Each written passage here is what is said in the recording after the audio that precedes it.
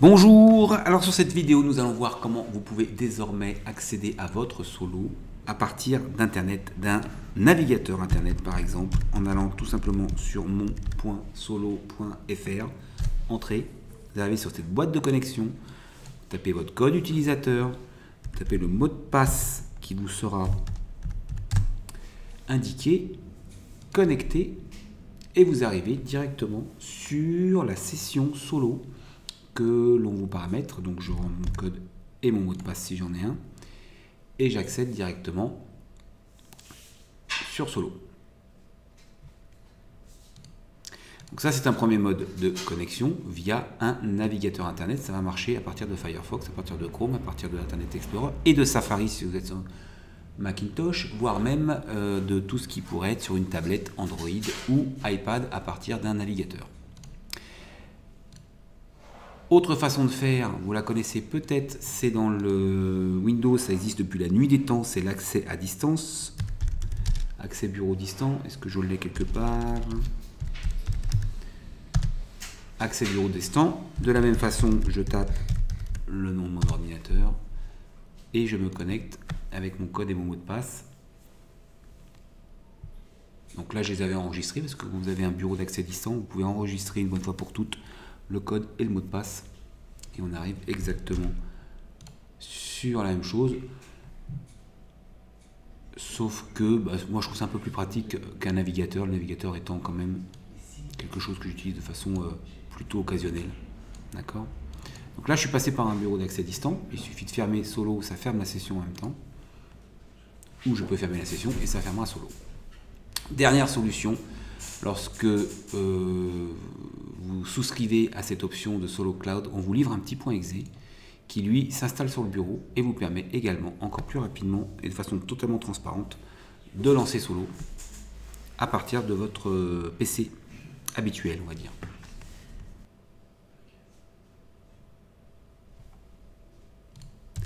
Donc toujours pareil, code et mot de passe. Et là vous avez une fenêtre complètement indépendante. Alors au passage,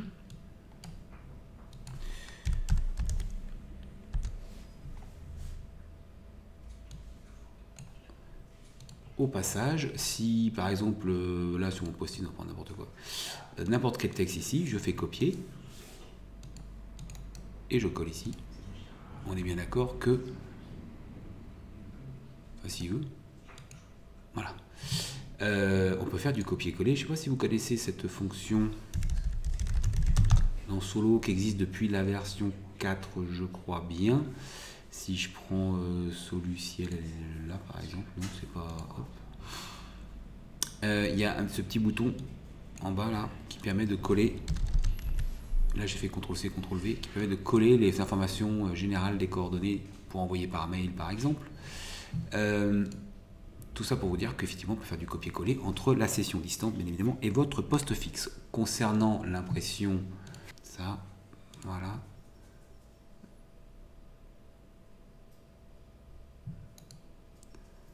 Si j'imprime, il y a ce qu'on appelle une redirection d'impression. Soit j'imprime directement en PDF sur le poste local, soit j'imprime avec Universal Printer qui va avoir la capacité de rediriger mon impression vers une de mes imprimantes locales. Aucune installation particulière à faire, aucun paramétrage particulier. Tout est traité automatiquement. Oula, ça va envoyer combien de pages là? 27 pages. Ah oui, parce que j'ai beaucoup de choses dessus. Ok. Voilà, et là j'ai mes imprimantes locales, je retrouve PDF bien évidemment si je voulais, mais ça ce sont mes imprimantes locales. Voilà, donc c'est pratiquement transparent que d'avoir son solo à distance, plus aucune installation sur le poste, accessible de n'importe où, accessible de n'importe quel type de machine et accessible surtout en simultané. Avantage évidemment, c'est l'accès en réseau, c'est-à-dire que si vous êtes plusieurs, on vous paramètre plusieurs sessions et vous pouvez évidemment accéder à votre solo et à vos bases de données en simultané, quel que soit l'endroit où vous vous trouvez et la machine que vous utilisez. Donc beaucoup d'avantages.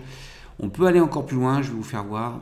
Là on a vu que ça lançait que solo. On peut vous paramétrer aussi des sessions Windows complètes. Alors on va lancer la session administrateur, mais c'est exactement la même chose pour si je devais vous faire un petit paramétrage qui fait que au lieu de lancer Solo immédiatement après le lancement de la session, ça vous lance d'abord un bureau Windows et après vous lancez Solo sur ce bureau Windows distant. Donc là on est sur le serveur et là je vais lancer mon Solo à moi par exemple. Donc là on voit bien que je suis dans une session Windows.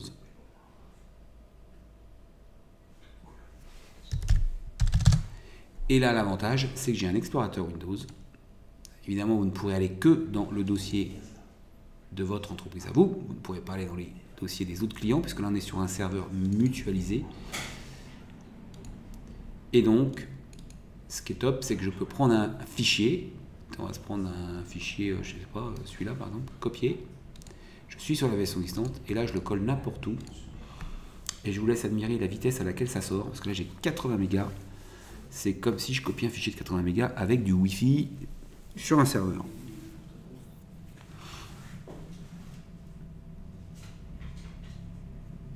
Et d'ailleurs, au passage, sur les sessions Windows, on peut installer, elle est où? Elle est là, on peut installer, comme vous voyez, donc tout ce qui est sauvegarde, c'est nous qui nous en occupons, mais on peut aussi installer Dropbox pour faire des synchros entre votre session et votre poste fixe. Donc voilà, des nouvelles options, nouvelles façons de travailler avec Solo. On est en mode cloud complet et donc on dématérialise complètement l'installation de Solo sur votre poste. J'espère que ça vous a plu. N'hésitez pas à nous poser des questions sous cette vidéo. À très bientôt.